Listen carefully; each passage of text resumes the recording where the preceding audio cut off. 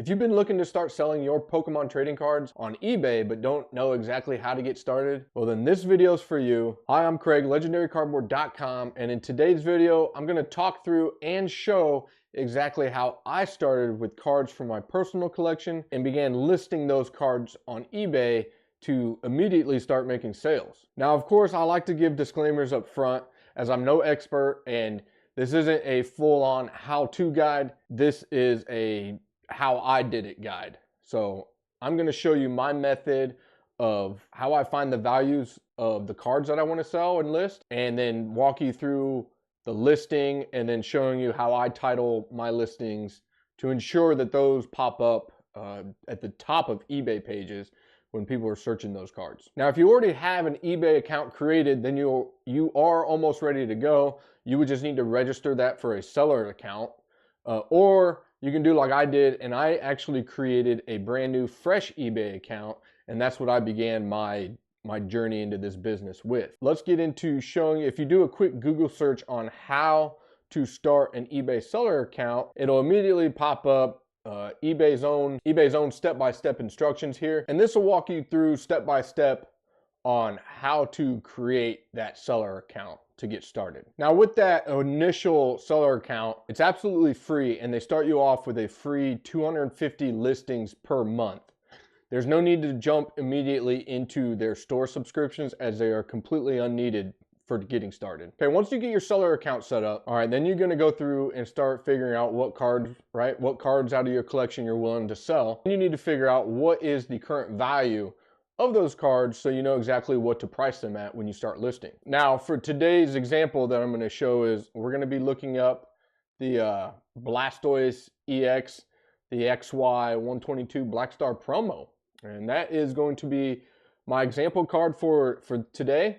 And I'm going to walk you through exactly how I determine what the value is and what I want to list it at. Now, first thing I like to start off with is none other than eBay itself. On eBay, you're going to search for your card, and then of course, you're going to get a whole bunch of current listings. Now, we don't want to take these current listings that we see immediately at face value to get what this card is currently being sold for on eBay. Is we want to scroll down, okay, on your left-hand column over here, and you want to go to clicking the sold items. Okay, sold items. Now, when you see this green, okay, and we're going to see the sold on the date, that's what is the card is currently selling for. Now, of course, you're going to have to look at condition. So like this top one right here, if we click into this listing, right, we see that it's sold on December 3rd. This guy, kind of rough pictures. We'll get into pictures a little later. But we can see that this card was not near mint, okay? He sold it as a lightly played, and it sold for $30 right here when we look at it. So that's something to think about as well, okay? So this is where I initially start when I'm selling on eBay, because we want to see what the card is currently selling for on eBay. And you can scroll through and see all these ones. Now, you keep in mind too, see these higher ones coming from Canada. So typically when they're coming from out of country, the shipping will be a little elevated. So, and then you'll always get some graded cards mixed in there as well. So just be mindful of that. And you just want to scroll through here, kind of look at the dates and see what the card is selling for. Now, if it's a big jump, right, $19.99, and then you see one for $30, $35 right here almost, then that's when you need to start clicking in and looking at the conditions, okay? Then, of course, we have TCG Player, right? TCG Player, which is nice, completely different market than eBay. You can look at what TCG Player is holding as the market price for the card. So right now, we have the Blastoise EX up. We have near mint selected, and TCG Player is telling us market price is $64.33. But then we can see a most recent sale sold for $24.31. So that's what I'm saying. You can't just take everything at face value when you see it. You need to kind of dive into the weeds sometimes for certain cards. You can look through the listings. Now on TCG Player, unfortunately, at times there'll be Chinese, Japanese cards that will also get mixed in here that can skew the data that's being pulled. But we can also go in, for example, that one that was lightly played. We can look at, okay, lightly played value. Okay, so it's showing 39, most recent sale 24. Okay, and then you can go in and start looking at those current listings as well. Now another site that I don't hear too many Pokemon card collectors talk about, a lot of people talking in the sports card world, but is 130point.com.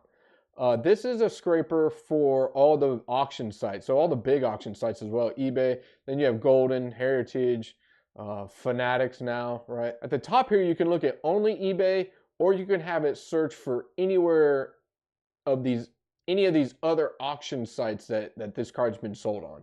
Chances are a card like this is only going to pull up on eBay auctions, as these other ones are more for like the higher value cards. So we'll scroll down. You type in your card at the top there, most recent sales. That's what we want to see. Sold items. Okay, we're going to scroll down, and now we're going to start looking. Okay, here, this top one.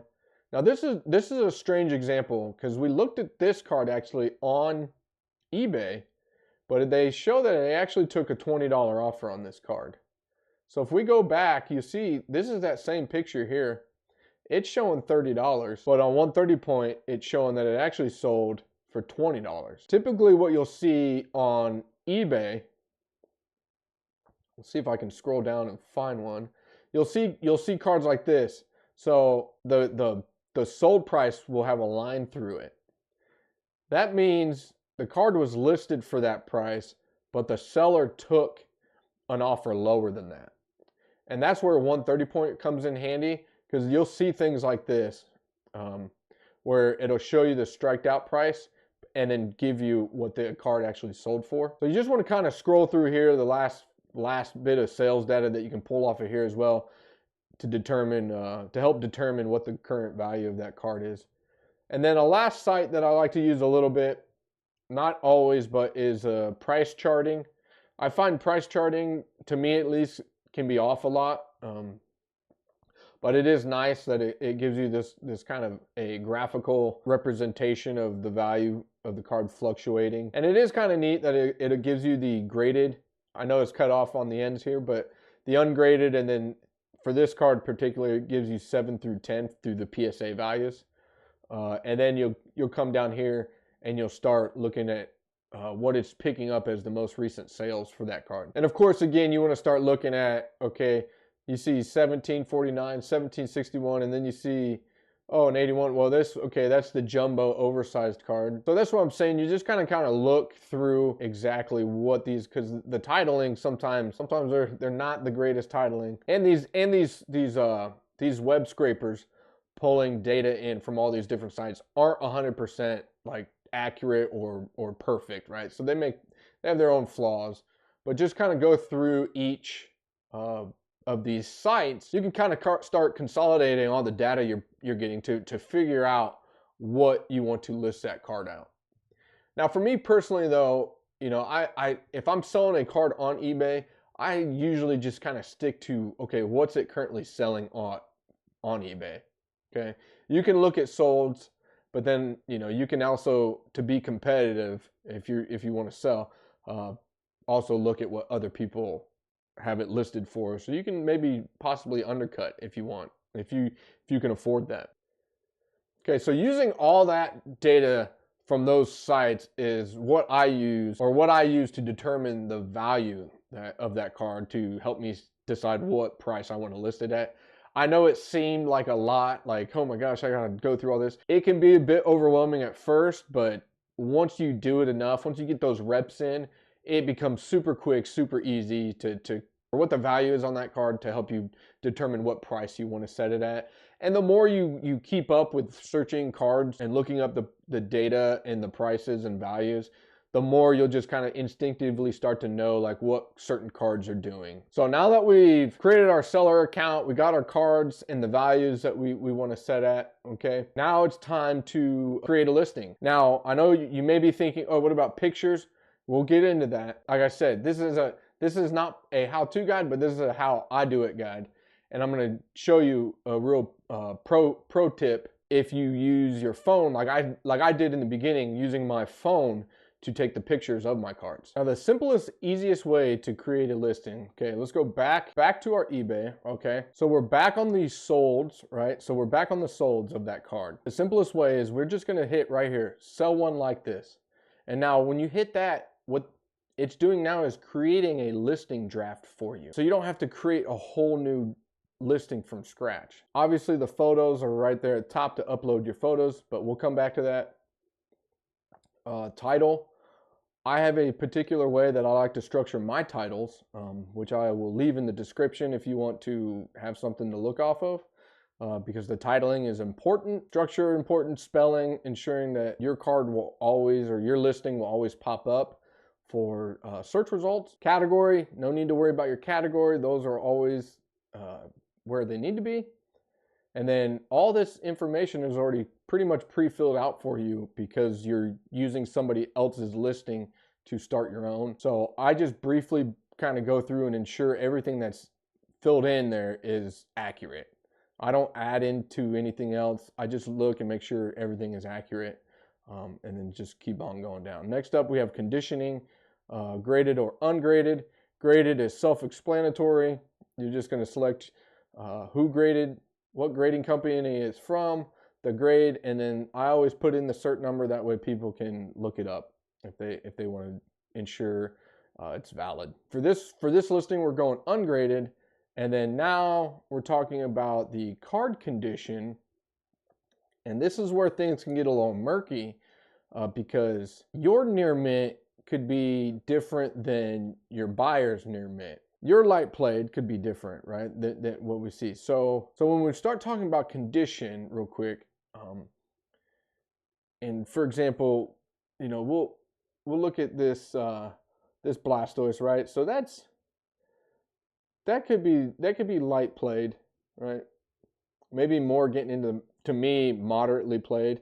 It's got a lot of whitening. So, and that's what I see. That's what I'm saying. So the difference between your condition and my condition could be a big one. So what I started doing and asking myself, you know, if there's a $10 difference between a near mint and a light played, is my reputation as a seller only worth $10? Do I want to risk starting to get negative feedback because I was worried about $5 or $10 more, you know, on the card, on what I could list it for and then what I could sell it for? And to me, I was like, no, well, no. What I value more is providing great customer service to hopefully win those customers back so I have more repeat buyers. I'll step off my high horse now, step off the soapbox, but that's just something to think about when we start getting into conditioning, okay? Something to just kind of think about. For that one, I'm probably going to list it just to play it safe, moderately played, right? Now for description, you can use the AI description, which it'll generate. Let's see if it'll generate us something here. So there you go. It'll generate a description for you based off of the inputs, and I believe based off of other listings it finds for that same card. I don't use that at all. I use my own custom description. You can go check out my eBay and look at all my listings that they generally have the same exact description in them. I don't need to describe the card being Blastoise because everyone can see in the pictures and the title that it's Blastoise. But I want people to know about, okay, I'm listing it as this description. This is how it's going to be shipped. This is what to expect. That's what I use the description for, is more of like, hey, this is what to expect from me as a seller. And then also, but if there's any like major flaws with the card, I will list it there as well. But I will also leave what I use for my descriptions in the description of this video. So moving down, of course, now we get into the pricing. Do you want to auction it or do you buy it now? For me, I did no auctions when I started. I was strictly buy it now. I found my values and stuck with that. Okay, we're gonna say we want $30. Just leave this check. You want them to pay you immediately if they're hitting buy it now. Okay, you can also get into where if you have multiple copies and you want to just all list them all here. I do that for the lower value cards, so like the $1, $2 cards. A lot of those like like these ones here, those Cosmos, the Cosmo Hollows that come in like blister packs and stuff. if I list those, I'll just list them all there. And I'd put in the description like, hey, the images are stock photos only, you know, but the card that you receive will be in that similar condition. So if I list it as near mint, I need to make sure all those cards are near mint. Here you can allow offers. You can put that on. So if you have it listed for 30, but hey, you're willing to take offers, you can set your minimum. So what this does, if they don't hit your minimum offer that you will think about, it'll auto decline. And then if you say, hey, everything at $27 or above, you know, I don't even want to think about it. If somebody offers me $27 or $28 or $29, it'll auto accept for you. Here's schedule your listing. So if you don't want it to go live right away, you can schedule it. So you can schedule a date, time, all that. That helps. One of the things people say about eBay is they want to see an active account. And so they prefer people that list almost daily. So it's better to, if you have a you know, lot of 50 cards that you're listing individually, maybe schedule them and have them go either 5 per day or 10 or however you want to do it. And then you get into your shipping options down here. Now for me, when I first started, I did nothing above a $20 value because I stuck with the eBay standard envelope program. Packaging and shipping, I was very nervous about. So that's what I decided to stick with in the beginning until I got comfortable enough with that and did more research on how to package cards properly and then ship them. So shipping method, okay, this is your shipping method. You can offer local pickup. If you ever have huge items and you got to ship it freight, you can do that. But I always have it right there. It's the standard shipping. Everything was set at 1 ounce because each card is 1 ounce. And I left the dimensions that, even though I use, that's bigger than a number 6 envelope, and that's what I use for my envelopes. I just left it there because that'll give you the correct weight and dimensions for the cost of the envelope to send it. For me, I don't have it calculated. I just do flat rate, and it's also going to be a flat rate for the envelope. You want to change it here. You can change your services. So if we're sticking with the standard envelope right there, something to keep note, if you have these above, so eBay standard envelope can only go up to 3 ounces. When you start going above that weight or then above the 1 inch on the dimensions, the eBay standard envelope option will no longer appear in that list. For a while as well, what I first started doing was I was just charging 99 cents, and people will still buy it. You know, I was just charging 99 cents to because I was really granular in my thinking I had to make some huge, you know, some huge amount on every single card I did. So these days I just do free shipping on any envelope order because my mindset has shifted from individual item to just volume. So, okay, and here it is. You can check that option if you just want to offer free shipping. If you keep it calculated for the envelope right there, it won't change. It'll be an automatic 69 cents for the 1 ounce. And then 2 ounce goes up, and then 3 ounce goes up. I think it may have gone up since then, but I think the 3 ounce was like $1.12. And then here's your settings to determine your handling time. So for me, I just have one business. If orders come in the evening and in the morning, I package it immediately before I go to work, and that way I can get it out that day. And then when I come home for lunch, if any orders have come in while I was at work in the morning, then again, I can package it at lunch and then get it out that same day as well. That's what I shoot for. I try to shoot to get everything out same day. So I just leave this at 1 business day because worst case scenario, I get it out the very next day. But that's important. You want to set that if you're able to do that.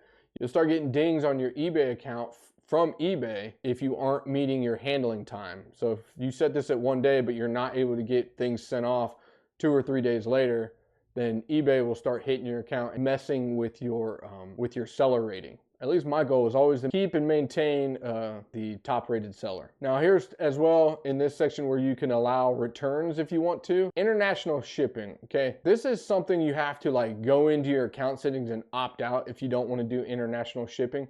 But on eBay, international shipping is only costing you to ship right here to a domestic shipping hub. As soon as your card makes it to that domestic shipping hub, okay, it is no longer your responsibility. So if the card gets damaged along the way from that shipping hub to, we'll say Germany it went to, it shows up and they want to file a, damaged item.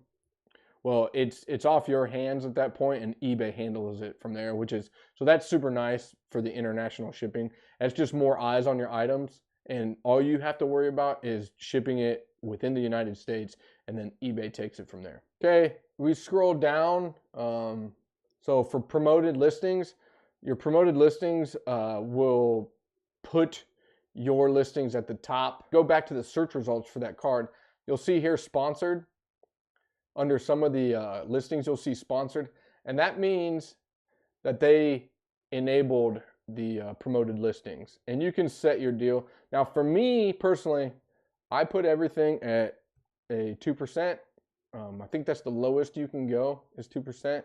So I know people complain about the eBay fees, but I don't have a physical brick and mortar I got to worry about. So I just look at it as like, oh, hey, this is my brick and mortar, right? So I'll just pay eBay to list my item and get all those eyeballs on that. So 2%, so it's just a 2% additional on the, I think it's 12.5 or 12.8. It begins to go down a little bit once you hit that top rated seller rating. But that's what I do, just so I can try to have my listings at the top of search results. We get down here, we've completed our listing, but you're probably thinking, wait, Craig, we didn't do the pictures. Now this is the pro tip. It's much faster and easier to do your listings on the computer like this, okay? And when you do that, you just go hit save for later, okay? And now what it's done, as you can see, I was goofing around earlier and made a bunch of them, but now we have drafts made of all of our cards, right? All of our listings that we're going through. So what I do is I go through and do all my listings on the computer first, and then with my phone as the camera, I go and take photos of the card and then complete the listing on the app on my phone. Because then you can go in there, you can pull up your drafts on the app, and all you got to do now is add your photos from your phone to the draft and then hit submit. And then your listing will go live, or scheduled if you scheduled it. It'll go live whenever you scheduled it for. To me, I was trying to take photos from my phone to my computer, and then I was trying to do listings on my phone, and I found it to be extremely time consuming, and I found this way to where I could just do it on the computer, save it as a draft, add the photos that I took on my phone on the eBay app. That is my suggestion. That's how I did it. And I would use when I first started was using I would always use a white background with clear kind of card holders, and of course had the lighting on the card so everything was nice and well lit, and then just took photos. Now when you're taking the photos, you want to make sure they are straight on. Don't have them angled up or down. What you'll find out on eBay is a lot of people either take really bad photos because they don't know what they're doing, or they try to hide, for grading purposes, they try to hide certain things in their photos. So like off-centering is a real big one. So people will take it for angled above or sideways, so you can't really see the full centering of the card because it's really badly off-centered and they're trying to hide that. So make sure they're good, brightly lit, crisp, clear photos of the front and the back. That way it shows the card as is. And then of course everything can't be seen in the photos.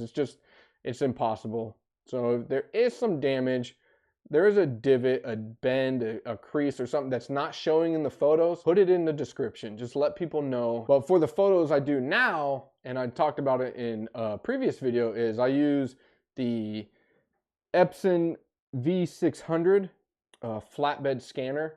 And that's particularly because I have the graded cards as well, and I'm able to lay the graded cards flat on there.